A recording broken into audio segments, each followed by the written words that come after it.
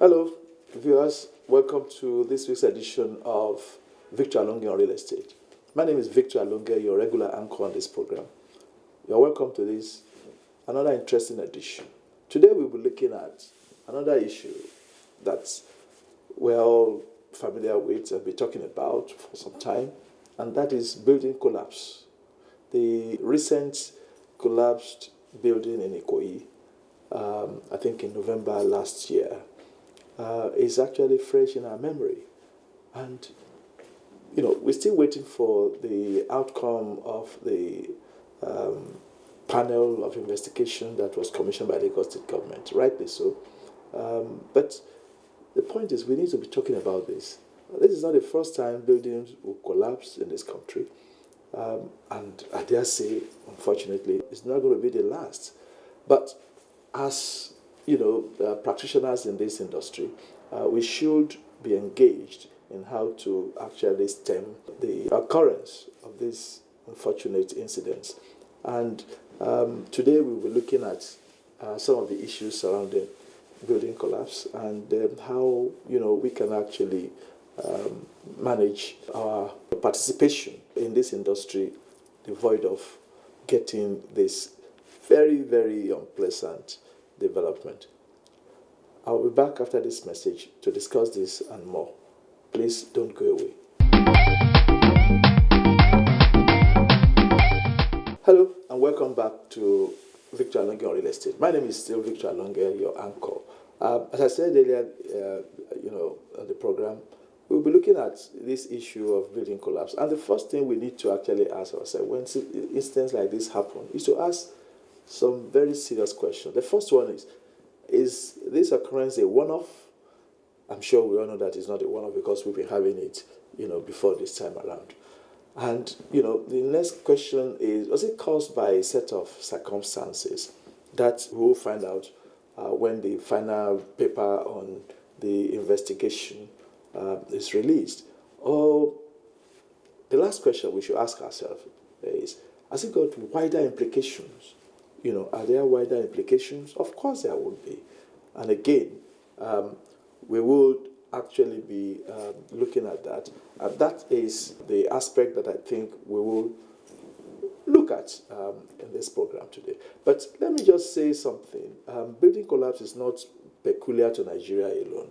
Even after the unfortunate incident of November last year, we've had several building collapses. Even there is another one maybe about a week or so ago in South Africa. So it's not limited to Nigeria, and it's not going to be the last we'll have it. But we can minimize the impact. But one thing I'm actually curious about is the fact that in most other jurisdictions, the collapsed buildings that we've seen, they're actually not mostly the ones under construction. They are already, built, established, occupied buildings, like, the one that happened in Miami, Florida last year.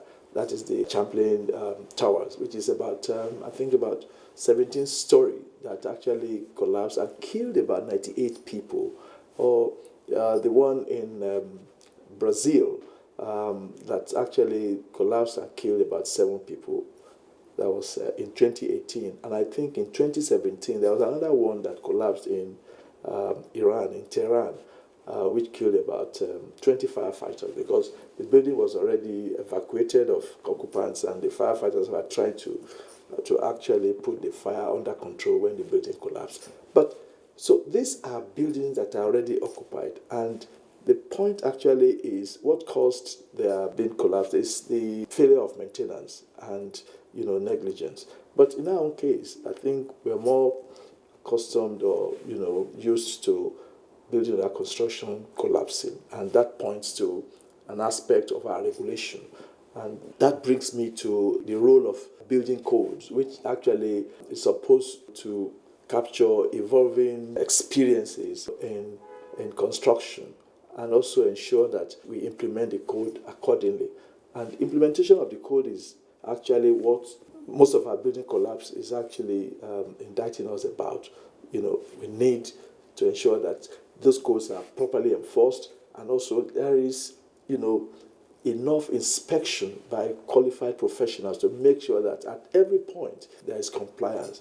And that is what we actually need to do. But until we get the detailed reports of the panel, we may not be able to say much. But what happened actually has wider ramifications.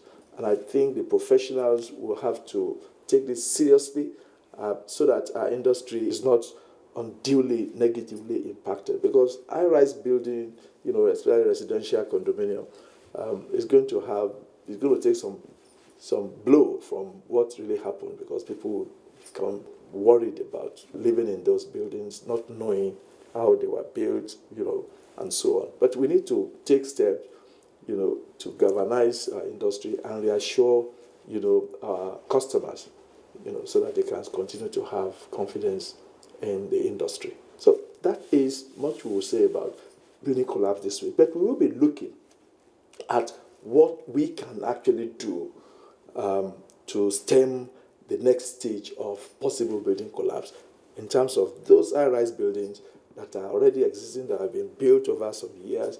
What experiences can we glean from other jurisdictions where calamities are actually happening to high-rise buildings? We will be looking at that next week. But until then, please continue to watch and listen to Victor Alonge on Real Estate. And don't forget to check us out on our social media platforms that are shown at the end of this program. Until then, please continue to keep safe. Goodbye.